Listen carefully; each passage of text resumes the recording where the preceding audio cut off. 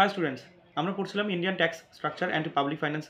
আমরা অলরেডি 5টা ক্লাস করে ফেলেছি, এটা আমাদের 6 নম্বর ক্লাস। তো এই ক্লাসে আমাদের জিএসটি এর বাকি অংশটুকু থাকছে এবং জিএসটি আসার পর যেসব ইনডিরেক্ট ট্যাক্স এখনও পর্যন্ত বন্ধ হয়নি সেই সম্বন্ধে আমরা পড়াশোনা করব। আচ্ছা, প্রথমে থাকছে আমাদের প্রথম থাকছে যে জিএসটি নেটওয়ার্ক। কি জিএসটি নেটওয়ার্ক? এটা হচ্ছে একটা নন প্রফিট নন গভর্নমেন্ট একটা কোম্পানি, যেটা কিনা আইটি ইনফ্রাস্ট্রাকচার প্রোভাইড করে কাকে?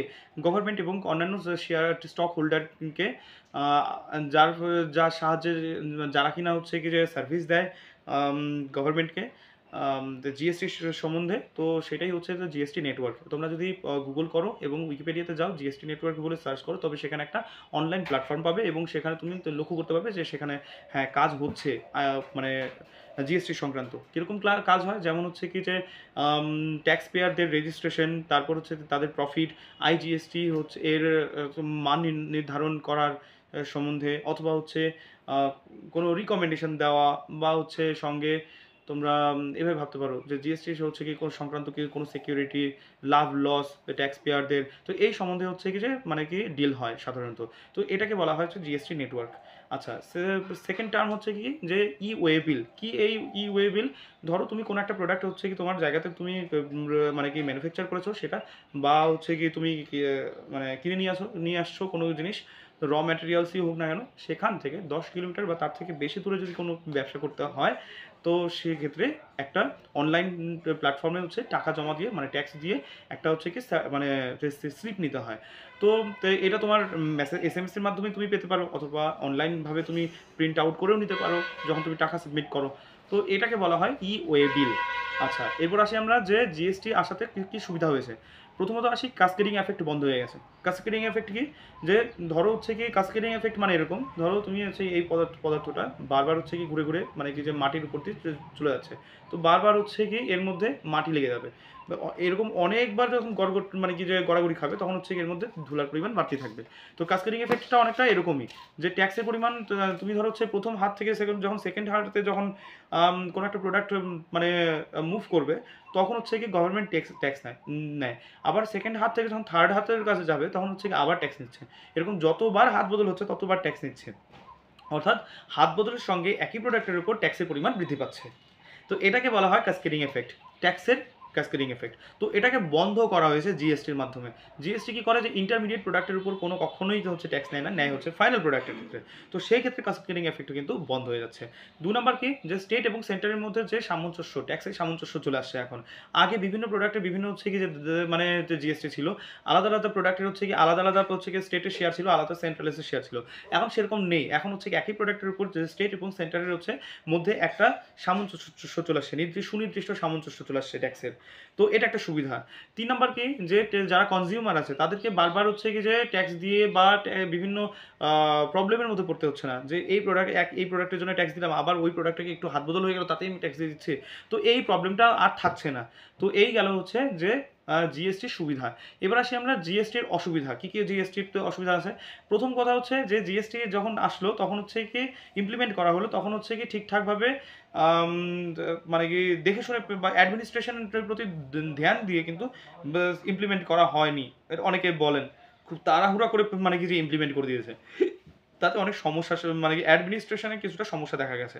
2 নম্বর কি, যে জিএসটি ইমপ্লিমেন্ট করার পর বেশ কিছু কমপ্লেন জমা পড়ছে। নতুন সিস্টেম, কেউ ভালো করে ঠিকঠাক মতো জানে না, তো প্রচুর কমপ্লেন জমা পড়ছিল, তো সেগুলোকে সলভ করাটাও খুব কঠিন হয়ে যাচ্ছিল। এখনও পর্যন্ত প্রচুর কমপ্লেন জমা পড়ে আছে। 3 নম্বর কি, যে স্টেট এবং সেন্টারের মধ্যে একটা মানে ইনফরমেশন গ্যাপ রয়ে যায়। অনেক স্টেট এমপ্লয়ি আছে, জিএসটি অফিসার আছে, ইনডিরেক্ট ট্যাক্স অফিসার আছে, যারা কিনা ভালো করে প্রথম দিকে ভালো করে বুঝে শুনে উঠতে পারছিল না, তো কন্ট্রোল করাটা খুব কঠিন হয়ে যাচ্ছিল। তো আমরা 4টা টপিক পড়েছি। কী কী সেটা? একটা হচ্ছে জিএসটি নেটওয়ার্ক, তারপর ই ওয়ে বিল, তারপর জিএসটি আসাতে সুবিধা, জিএসটি আসাতে অসুবিধা। আচ্ছা, এবার আমরা আসবো যে অন্যান্য জিএসটি, মানে জিএসটি ছাড়াও অন্যান্য যেসব ইনডিরেক্ট ট্যাক্স আছে সেই সম্বন্ধে পড়বো। কী কী? আমরা মোটামুটি 8-9টা পড়বো। কী কী? Customs duty, surcharge on customs duty, তারপর হচ্ছে customs cess, motor vehicle tax, তারপর হচ্ছে stamp duty, state excise duty, তারপর হচ্ছে যে ভ্যাট অন পেট্রোলিয়াম প্রোডাক্টস, তারপর হচ্ছে অ্যান্টি ডাম্পিং ডিউটি, আর হচ্ছে সেফগার্ড ডিউটি। এই 9 রকমের হচ্ছে কি ডিউটি বা ট্যাক্স, ইনডিরেক্ট ট্যাক্স সম্বন্ধে পড়বো এখন আমরা। প্রথম মানে কি কথাটা হচ্ছে যে এক্সাইজ মানে সরি কাস্টমস ডিউটি। কি আমরা জানি যে ইন্টারস্টেট মানে কি যে বিজনেস করার সময় আমাদেরকে আইজিএসটি দিতে হয়। স্টেটের আমি যদি বিজনেস করি তাহলে এসজিএসটি এবং সিজিএসটি দিতে হয়। ইউনিয়ন টেরিটরিতে যদি আমাকে ব্যবসা করতে হয় তবে হচ্ছে ইউটিজিএসটি দিতে হয়। কিন্তু যখন বিদেশ থেকে যখন ইন্ডিয়াতে আসবে তখন কী হবে? তখন তো মুশকিল হয়ে যাবে। তো সেই ক্ষেত্রে হচ্ছে মানে জেনারেল কাস্টমস ডিউটি নেওয়া হয়। তো এটা হচ্ছে এক ধরনের ইনডিরেক্ট ট্যাক্স। ওকে, এরপর আসি আমরা সারচার্জ অন কাস্টমস ডিউটি। কি এটা?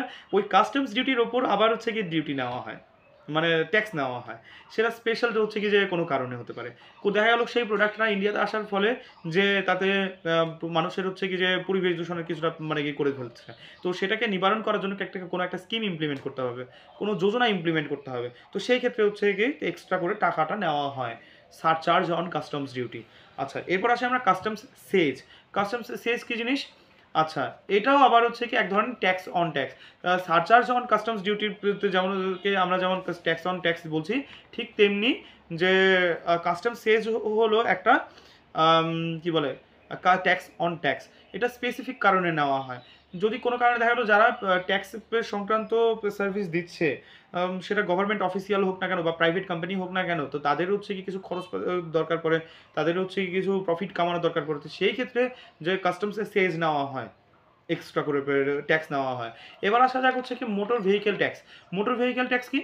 যে 2 হুইলার, 3 হুইলার, 4 হুইলার যেসব মানে মোটর ভেহিকেল আছে, সেগুলো সাধারণত এভাবে ধরা হয় যে সেগুলো যে ব্যবসার কারণে মানুষ এগুলো কিনে ব্যবসা করবে, মানে ইনভেস্ট করছে, তো সেখান থেকে কিছু পয়সা ইনকাম করতে পারে।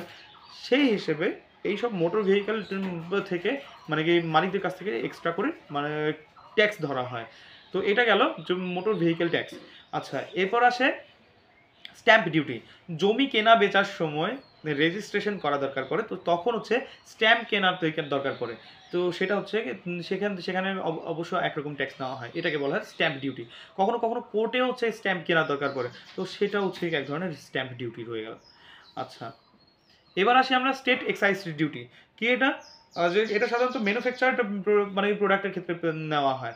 যখন কোনো একটা প্রোডাক্ট ম্যানুফ্যাকচার করা হলো এবং সেটা বাইরে বিক্রি করা হয়, তখন হচ্ছে কি এক্সট্রা যে স্টেট এক্সাইজ ডিউটি নেওয়া হতো আগে একসময়, কিন্তু জিএসটি আসার পর এটাকে বন্ধ করে দেওয়া হয়েছে। তবে মাদকদ্রব্য বা বোতলের ক্ষেত্রে কিন্তু এই স্টেট এক্সাইজ ডিউটি বন্ধ হয়নি। এই একটাই প্রোডাক্ট আছে যেখানে কিনা এক্সাইজ ডিউটি এখনো পর্যন্ত নেওয়া হয়। আচ্ছা, এরপর আসে আমরা ভ্যাট অন পেট্রোলিয়াম প্রোডাক্টস। তো ধরো তুমি হচ্ছে এই যে দুবাই থেকে মানে প্রচুর তেল নিয়ে আসলে, এবার এখানে যে মানে তোমার রিফাইন হবে, রিফাইন করার পর প্রত্যেকটা রাজ্যে রাজ্যে মানে পৌঁছে দেওয়া হবে, মাঝখানে টোল ট্যাক্স পড়বে, তারপর তোমার কি বলে তারপরে হচ্ছে তোমার যানবাহনের কস্টিং লাগতে পারে। তো সমস্ত কথা চিন্তা ভাবনা করে এই যে ট্যাক্স বসানো, এক্সট্রা ট্যাক্স বসানো হয় ভ্যাট অন পেট্রোলিয়াম প্রোডাক্টস। তো এটা সেই কারণে নেওয়া হয়। আচ্ছা, এবার আসি আমরা অ্যান্টি ডাম্পিং ডিউটি। তুমি অত্যাধিক টেকনোলজি পূর্ণ মেশিন কিনে মানে প্রচুর মেশিন কিনে ফেলেছো, মানে অত্র এলাকাতে তোমাকে কম্পিট করার মতো কোনো কোম্পানি নেই, ওদের কাছে এত অত্যাধুনিক মেশিন নেই। তখন কি করে গভর্নমেন্ট, মানে তখন কি করবে? তুমি প্রোডাক্টটাকে লঞ্চ করার পর অন্যান্য কোম্পানির তুলনায় অনেক কম দামে অর্থাৎ সস্তায় সেই প্রোডাক্টটাকে বিক্রি করবে, তাতে অন্যান্য সমস্ত কোম্পানি ক্ষতিগ্রস্ত হবে। এর জন্যে সমস্ত কোম্পানির সাথে সামঞ্জস্য রাখার জন্য গভর্নমেন্ট একটা এক্সট্রা টাকা নেয় এইসব কোম্পানির থেকে, এদেরকে এই ট্যাক্সকে বলা হয় অ্যান্টি ডাম্পিং ডিউটি। আচ্ছা, এবার আসি আমরা সেফগার্ড ডিউটি। যদি ওটাই বিদেশি কোম্পানি হয়, বিদেশি কোম্পানি ইন্ডিয়াতে এসে ব্যবসা করবে, বিরাট ওদের অ্যাডভান্টেজ আছে, বিরাট টেকনোলজি আছে, তো এখানকার কোম্পানি ওদের সাথে পেরে উঠবে না, কারণ ওরা খুব কম পয়সাতে হচ্ছে ব্যবসা করবে। তো সেই ক্ষেত্রে এই দেশি কোম্পানিগুলোকে বাঁচানোর জন্য এক্সট্রা ট্যাক্স ধার্য করা হয় বিদেশি কোম্পানির উপর, এগুলোকে বলা হয় সেফগার্ড ডিউটি। কী কী বললাম আমরা তাহলে একবার রিভিশন করি। যে প্রথমে আমরা পড়েছি জিএসটি নেটওয়ার্ক, তারপর ই ওয়ে বিল, তারপর জিএসটি সুবিধা, জিএসটির অসুবিধা, তারপর হচ্ছে বিভিন্ন রকমের ইনডিরেক্ট ট্যাক্সেস। সেই বিভিন্ন ধরনের ইনডিরেক্ট ট্যাক্সেসের মধ্যে থাকছে 9টা ট্যাক্স। কী কী সেটা?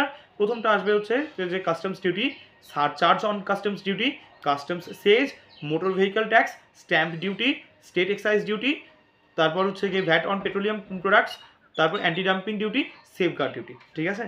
যদি ভিডিওটা খুব ইনফরমেটিভ বলে মনে হয় তাহলে অবশ্যই বন্ধুবান্ধবী ভাই বোনকে শেয়ার করতে পারো, তাদের ইউপিএসসি বা ডাব্লিউপিএসসি প্রিপারেশানে খুব ভালো আসবে, মানে কি আমার মনে হয় ভালো মানে কাজে আসতে পারে। তারপর যদি কোনো ভুলভ্রান্তি কিছু থাকতে পারে আমার মানে কি পড়ানোতে, তো সেখানে মানে কি কোনো ভুলভ্রান্তি হলে অবশ্যই কমেন্টে জানাবে। আচ্ছা, আর যদি অবশ্যই রেসপেক্ট আসে তাহলে অবশ্যই একটা লাইক দিও।